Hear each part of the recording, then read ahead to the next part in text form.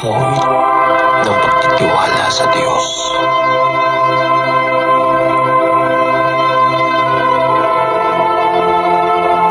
Siyang naghahangad ng pagkupkup ng kataas-taasan at nanatili sa kalinga niyong makapangyarihan, makapagsasabi sa Kanyang Panginoon, Mugad-tahanan. Ikaw ang aking Diyos, ang Diyos na tanging kong pinagtiwalaan. Ikaw ay ililigtas niya sa panganib, sa umang kapitan, at kahit anong bigat na salot, di ka magdaranas. Lulubad niya sa ilog ng kanyang malabay na pakpak. Sa kalinga niya ay natitig, ikaw ay ligtas. Iingatan niya't pagsasanggalang pagkat sa'y tapat.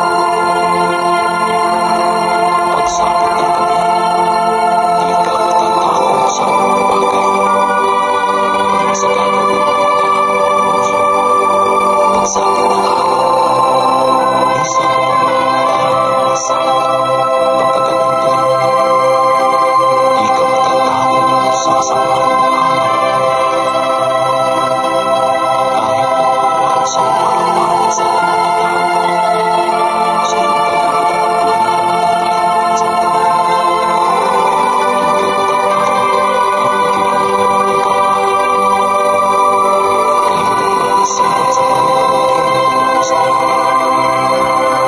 Iyong samahin makikita mong pinarusahan, sapagkat si Yahweh ang iyong ginawang tagapagsanggalang at ang pinili mo mag-iingat sa ikataas-taasan. Di mo aabuting ika'y mapahamak at walang daratal, kahit anong uring mga paghihirap sa iyong tahanan. Susuguin niya ang maraming anghel silang susubaybay. Kahit saang dako ikaw maparoon, tiyak iingatan. Sa kanilang palad ay tatayukat silang magtataas, nang hindi masaktan ang mga pamo sa batong matalas. Kahit ang tapakan mo ay mga leon, ahas na mabagsik, di ka maano sa mga serpente at leong mababangis. Ang sabi ng Diyos, aking ililigtas ang tapat sa akin, at iingatan ko ang sinumang taong ako'y kikilanlin. Pag sila'y tumawag, laging handa ko na sila'y pakinggan. Aking sasamahan at kung may hilahil ay sasakluluhan. Aking ililigtas at ang bawat isa ay parangalan. Sila'y bibigyan ko't gagantimpalaan ng mahabang buhay at nakatitiyak na ang tatamuhin nila ay kaligtasan.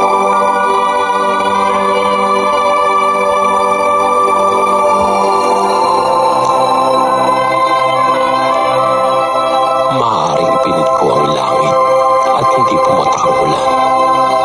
Maaaring magpadala ako ng mga balaw upang salantayin ang lupaing ito. Maaaring palaganapin ko sa aking bayan ang salot. Ngunit sa sandaling ang bayang ito na aking pinili ay magpakumbaba, manalangin. Hanapin ako at taliktaan ang kanilang kasamaan.